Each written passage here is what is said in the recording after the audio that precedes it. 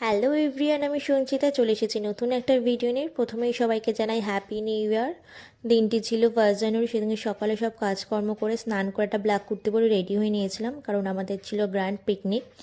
তো এইটা হচ্ছে 31st নাইটের ভিডিও, যেদিনকে আমরা সব মেয়েরা মিলে মানে মিমি, শিল্পাদি, নন্দিতার সাথে আমি এরা মিলে সব সবজিপাতিগুলো কেটে রাখি, যাতে পরের দিন একটু তাড়াতাড়ি হয়। কারণ প্রথম বছর আমাদের প্রচণ্ড প্রবলেম হয়ে গিয়েছিলো, পিকনিক স্পটে গিয়ে কেটে কুটে রান্না করতে অনেক লেট হয়ে গেছিলো।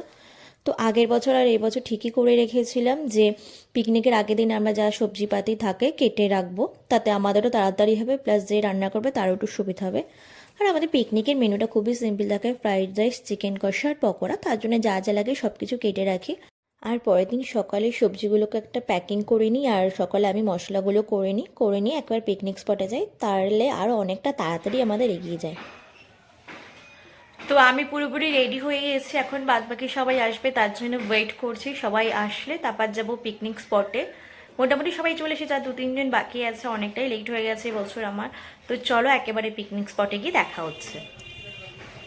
তো দেখো, বলতে বলতে আমরা আমাদের পিকনিক স্পটে চলে এসেছি। পিকনিক স্পটটা আমাদের বাড়ির থেকে 2 মিনিট লাগে। আমার বাপের বাড়ির পেছনে একটা বড় মাঠ আছে ফাঁকা, সেখানেই আমরা এই লাস্ট 3 বছর ধরে পিকনিক করছি। এখানে আমাদের কাউতালি করতে প্রচুর মজা হয়। কেউ দেখে না, কেউ দেখতেও আসে না, খোঁজ নেয় না, অসুবিধা হয় না। তো দেখো, এইখানে সবাই তখনও মোটামুটি আসেনি, কিন্তু আমরা গিয়ে দেখি রাঁধুনি রান্না শুরু করে দিয়েছে। তখন পকোড়া অলরেডি অর্ধেকটা ভাজা হয়ে গেছে। এবছর অন্য একজন রাঁধুনিকে নিয়ে আসা হয়েছে। আগে 2 বছর আমার পিসি রান্না করেছে, এবছর পিসির সময় হয়নি বলে পিসি আর আসতে পারিনি। তো আমরা গিয়ে দেখি রাঁধুনি সবজি ভাজা হয়ে গেছে, প্লাস পকোড়া অর্ধেক হয়ে গেছে। তারপর আমরা সকালে টিফিনগুলো করে নিয়েছিলাম। সকালে টিফিনে থাকে এই পাতলা পরোটাগুলো আর তরকারি, যেটা খেতে আমার খুবই ভালো লাগে।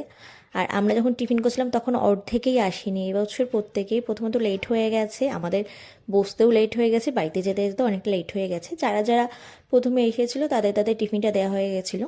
তো আমাদের খাওয়ার পরে শুভরা ঢুকে গেছিলো। এখানে শুভ খেয়ে দিয়ে এখানে টমেটো কাটছিল। টমেটোগুলো আমরা কাটতে ভুলে গেছিলাম, আগের দিন সকালেও কাটা হয়নি, তো ভাগ্যিস ছুরিটা নিয়ে গেছিলাম, সেই জন্য ও কেটে দিচ্ছিল। আর এদিকে মিমি, শিল্পাদি ওরা খাওয়া দাওয়া করছিল, ওরা লেট করেছিল। তো খাওয়া দাওয়ার পরে আমাদের পার্টি শেষ করে শুরু হয়েছিল উদ্যম নাচ। বুঝতেই পারছো কীরকম নাচা নেচেছি আমরা।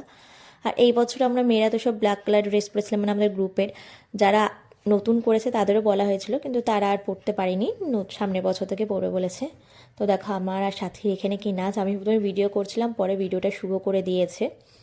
তো ভালোই মজা হয়েছে এবছর, যেমন মজা হয়েছে তেমন কান্নাও করেছি সবাই। মানে এবছর পিকনিকটা পুরো অন্যরকম হয়েছে। তো দেখো সবার নাচ এবছর, পুগলু, মিষ্টি সবাই নেচেছে। জাস্ট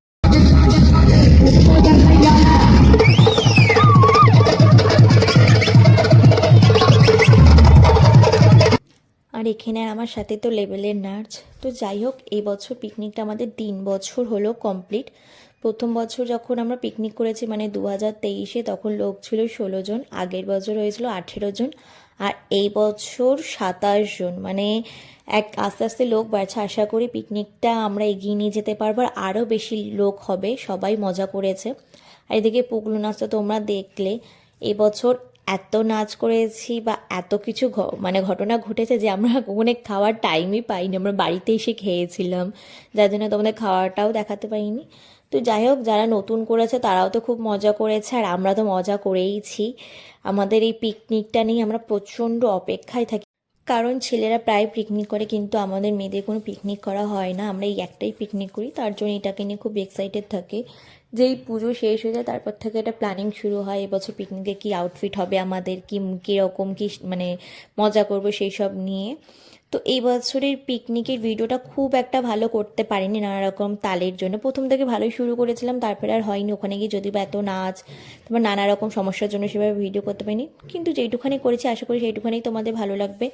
ভালো লাগলে লাইক, কমেন্ট, শেয়ার করে দিও। সাবস্ক্রাইব যারা এখনও করেনি অবশ্যই করে দিও। নতুন ভিডিওর সঙ্গে দেখা হচ্ছে খুব তাড়াতাড়ি। ততক্ষণ তোমরা সুস্থ থেকো, সাবধানে থেকো, ভালো থেকো।